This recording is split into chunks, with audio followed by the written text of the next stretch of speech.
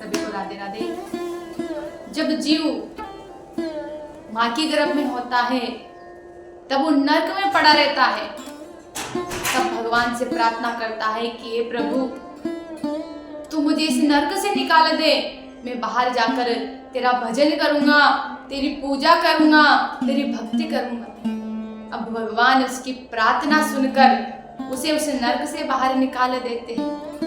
अब जैसे ही उसे उस नरक से बाहर निकालते हैं तो वो इस संसार में आकर सभी को भूल जाता है, भगवान को भूल जाता है और अनेक प्रकार के इस पृथ्वी पर उल्टे सुल्टे कार्य करने लगता है। कभी चोरी करने लगता है, कभी डकैती करने लगता है, कभी वेश्यावृत्ति हो जाता है, कभी स्त्रियों की गमन में हो जाता है, गंदी गंदी चीजों का सेवन करने लगता है। और एक बार जो जीव जो कार्य करने लग गया उसे कितना ही मना करो परंतु वह सुधरता नहीं है। अभी चोर से बोला जाए कि तू चोरी करना बंद कर दे, परंतु वो चोरी करना बंद नहीं करता। एक गांव में सभी ग्रामवासी तीर्थ यात्रा के लिए जा रहे थे। अब एक चोर उस गांव में रहा करता था, तो उस चोर ने कहा एक साधु महात्मा से कि अरे महात्मा जी आप कहाँ जा रहे हो? तब उस संत ने कहा कि हम तीर्थ यात्रा पर जा रहे हैं। तो चोर ने कहा कि आप हमें क्यों नहीं लेकर चलते? तब संत ने कहा कि आप चोरी करते हो, अगर आपको मैं तीर्थ यात्रा पर लेकर चले गया तो जितने भी तीर्थ करने वाले हैं आप सबकी चोरी कर लोगे। अब जैसे ही साधु महात्मा ने उससे इस प्रकार से कहा, चोर ने कहा कि मैं आपको वचन देता हूं मैं चोरी नहीं करूंगा। अब जैसे ही दूसरे व्यक्तियों को पता चला कि साधु महात्मा एक चोर को ले जा रही हैं, तब सभी व्यक्तियों ने कहा कि अरे आप ये क्या कर रहे हो? एक चोर को तीर्थ यात्रा पर लेकर जा रहे हो? अरे ये हमारे जितने भी सामान लेकर जा रहे हैं सबकी चोरी करके 9-2-11 हो जाएगा।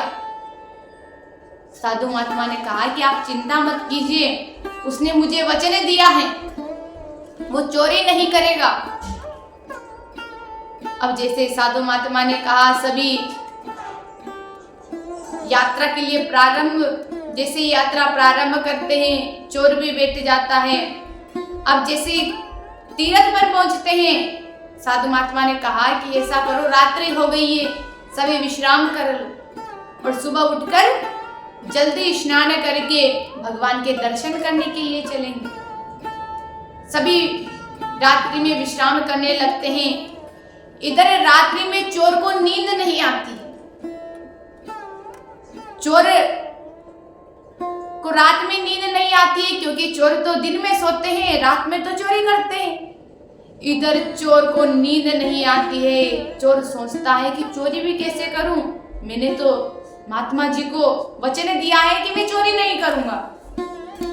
अब नींद नहीं आती है तो महाराज चोर सोचता है कि ऐसा करते हैं आज फेरी ही दे लेते हैं।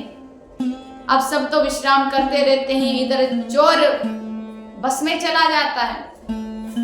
अब चोरी तो नहीं कर सकता परंतु क्या किया, एक का सामान दूसरे के बैग में, दूसरे का सामान तीसरे के बैग में, एक की जूती दूसरे के बैग में, दूसरे की जूती तीसरे के बैग में, स्त्री का सामान पुरुष के बैग में, पुरुष का सामान स्त्री का बैग में।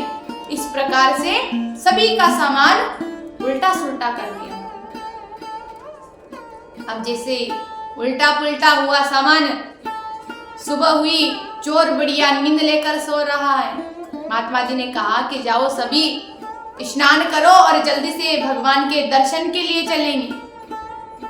अब जैसे अपनी बैग लेने जाते हैं तो देखा तो किसी का पजामा उसके बैग में नहीं दूसरे के बैग में मिल रहा है, स्त्री के सामान स्त्री के बैग में नहीं पुरुष के बैग में मिल रहा है। व्यक्तियों ने कहा कि हमने कहा था कि आप चोर को हमारे साथ मत लेकर आइए, ये उसी का ही कारनामा है कि हमारा सामान हमारे बैग में नहीं है। महात्मा जी ने कहा कि अरे उसने मुझे वचन दिया है वो चोरी नहीं करेगा। चोर को जगाया, चोर से पूछा कि अरे भाई तुमने ये कार्य किया है। चोर ने कहा कि भाई किया तो मैंने ही ये कार्य, परंतु मैंने चोरी नहीं की। मैं चोर हूँ, इसलिए मेरे को रात में नींद नहीं आई, तो मैंने फेरी देने के बहाने से एक का सामान है दूसरे के बैग में, दूसरे का सामान तीसरे के बैग में डाल दिया। अब चोर ने वचन दिया था, फिर भी काम उल्टा पुल्टा कर दिया। इसलिए जिसकी जैसी आदत हो जाती है उसे आप कितना ही मना करो, परंतु वो सुधरता नहीं है। जिस प्रकार चोरी ने किया उसी प्रकार जीव पृथ्वी पर आकर चोरियां करने लगता है, गंदी चीजों का सेवन करने लगता है, परंतु भगवान को यहाँ आकर भूल जाता है। बोलो राधे राधे।